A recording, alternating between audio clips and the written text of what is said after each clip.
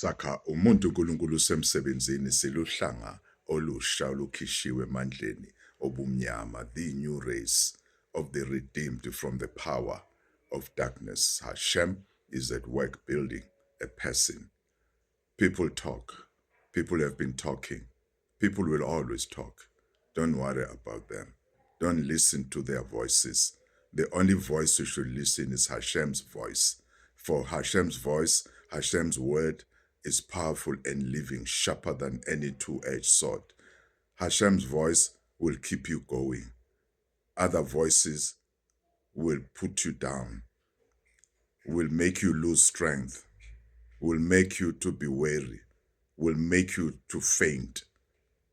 But Hashem will give you strength. You will mount up with wings as eagles. And when you soar, that's when they will know that you are higher than them.